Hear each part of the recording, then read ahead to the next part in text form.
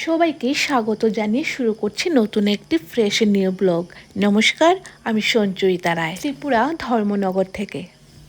আমার প্রতিদিনের গল্প, কথা, জীবনযাপন তোমাদের সামনে ভিডিও আকারে শেয়ার করে আমি ভালো থাকছি। অবসর সময় আমার খুব ভালো কাটে ভিডিও বানানো, ভিডিও এডিট করা এবং নিজের ভিডিও তোমাদের সামনে শেয়ার করে। বিশুদ্ধ পঞ্জিকা মতে আজ ছিল অক্ষয় তৃতীয়ার দিন, একটি বিশেষ দিন।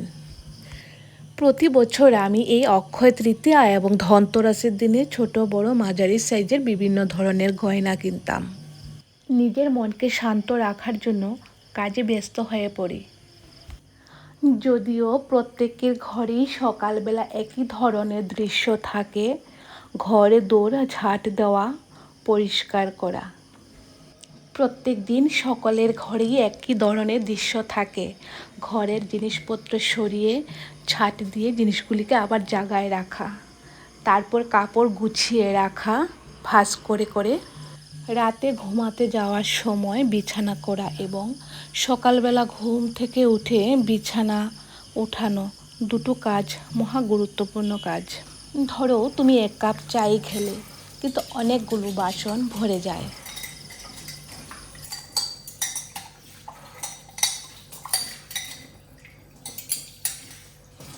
বাসন মাজার পরে শেষ নয়, সেগুলিকে শুকিয়ে আবার জায়গায় জায়গায় গুছিয়ে রাখাও বড় একটি কাজ।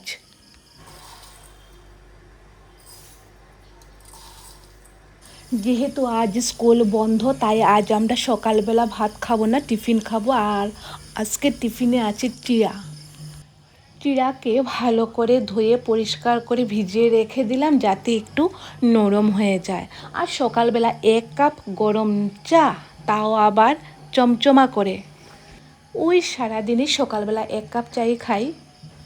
আর কাপে যতক্ষণ চা থাকবে ততক্ষণ বিস্কুট খাওয়া চাই। চিড়াকে আগেই ভিজিয়ে রেখে দিয়েছি। এবার গুড় কেটে নিলাম। গুড়গুলো ভীষণ শক্ত থাকে, হাত দিয়ে ভাঙা যায় না। চাকু দিয়ে কেটে নিলাম। ঘন করে গরুর দুধ জাল দেওয়া ছিল, ভালো করে মিশিয়ে নিলাম। দেখতে পুরো পায়েসের মতো লাগছে, খেতেও ভীষণ ভালো হয়েছিল। এই খাবারগুলো গ্রামের খাবার। তোমরা কে কে এই ধরনের খাবার খেতে পছন্দ করো? এই দেখো আমার গ্রামের সুন্দর দৃশ্য, সবুজে সবুজময়, খুব ভালো লাগে। এবার আমি এবং আমার ছেলে দুজনে বসে সেই পায়েস মার্কা চিড়া খেয়ে নিচ্ছি সকালের খাবার হিসাবে। আহা, কতদিন পর এই ধরনের খাবার খাচ্ছি। আসলে আমাদের ছোটোবেলা কেটেছে গ্রামে, বড্ড গ্রামে। গ্রামের বাড়িতে মুড়ি, চিড়া, খই সবসময় ঘরেই তৈরি হতো। মায়ের সাথে সাথে আমরাও ওই কাজগুলি করতাম। আমার একটি খুব সুন্দর পানি লাউ গাছ হয়েছে, অনেক লাউয়ের কড়া আসছে, কিন্তু কোনো লাউ টিকছে না, পচে যাচ্ছে। নিচে যাচ্ছি, দু একটি ডুগা নিয়ে আসবো, নিরামিষ সবজি করব। আমি যেখানে, আমার বাঘের মাসির বাচ্চাটিও সেখানে যাবেই যাবে। বেশি নিলাম না, মাত্র একটি ডুগা নিয়ে আসলাম, নিরামিষ সবজিতে দেব। এবার যাচ্ছি আমার মরিচ গাছে নিরামিষ রান্না করব গাছের মরিচ দিয়ে। ভীষণ ঝাল, খুব সুন্দর খেতে, টেস্ট ভীষণ। মেঝেতেই বসে পড়লাম, সবজি কাটবো। আমি বটিটা দিয়েই সবজি কাটতে পছন্দ করি। ছেলে বাজারে গেলে কি সবজি আনবে সে খুঁজে পায় না, নিয়ে এসেছে ফুলকপি। আর এখনকার ফুলকপি অনেক দাম। সিজনে যখন ফুলকপি হয় তখন ডোগাগুলো ফেলে দিই, কিন্তু এখন ডোগাগুলি ফুলকপির চেয়েও বেশি দামি মনে হয়েছে। সেইগুলিকেও সুন্দর করে কেটে নিয়ে নিলাম, কিছুই ফেলা যাবে না। পানিলাউ গাছে না ধরলেও কোনো সমস্যা নেই, পাতা ডোগা সব কিছু খাওয়া যায়।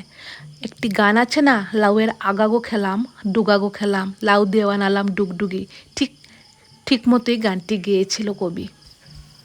আর লাউয়ের ডোগা কাটতে দায়ের প্রয়োজন হয় না, হাত দিয়ে ছিঁড়ে নিলে হয়ে যায়।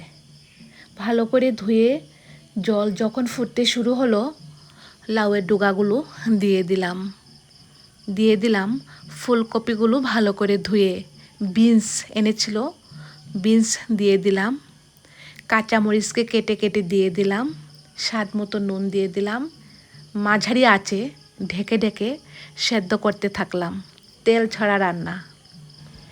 এই রান্না করতে আমার কোনো সমস্যা নেই। সে যদি খেতে পারে আমিও রান্না করতে পারবো।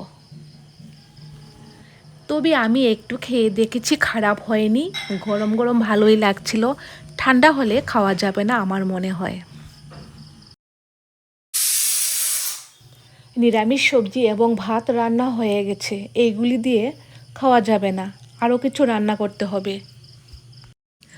নিচে অনেক বিলাতি ধনের পাতা হয়েছে, সেগুলি নিতে চলে আসলাম। মাছ পেঁয়াজি হবে ধনে পাতা দিয়ে। বেশ, আজকে রান্না শেষ হয়ে গেছে। আমি খাবো না, আমি চলে যাব নিমন্ত্রণ খেতে শিকাদির বাড়িতে, মানে মনমোহিনী স্টোর্সের বাড়িতে। আজ অক্ষয় তৃতীয়ার গণেশ পূজা বাড়িতেই হচ্ছে। পূজা শেষ হলে প্রণাম করে প্রসাদ খেয়ে, অন্নপ্রসাদও খেয়ে চলে আসলাম পদ্মপুর কবি সম্মেলন। আজ রবিবার। না আপনারে দিছে, আমি আপনারটা ডালছি। পদ্মপুর হেমন্ত দাদার বাড়িতে আজ কবি আড্ডা ছিল। বেলা হলে বিকেল হলো, মনে করতে নাই আমি তো বেশ ভাবতে পারি মনে। সূর্যি ডুবে গেছে মাঠে শেষে, বালতি ভরি টুকরি ভরে নিয়ে শাক তুলেছে পুকুর ধারে এসে। আধার হলো মাদার গাছের তলা, কালি হয়ে এলো দিঘির জল। হাটের থেকে সবাই এলো ফিরে, মাঠে হলো যেন রাতের বেলা। দুপুর যদি হয় দুপুর বেলা, রাত হবে না কেন? আজ শেষ করছি। সবাই খুব ভালো থাকবে।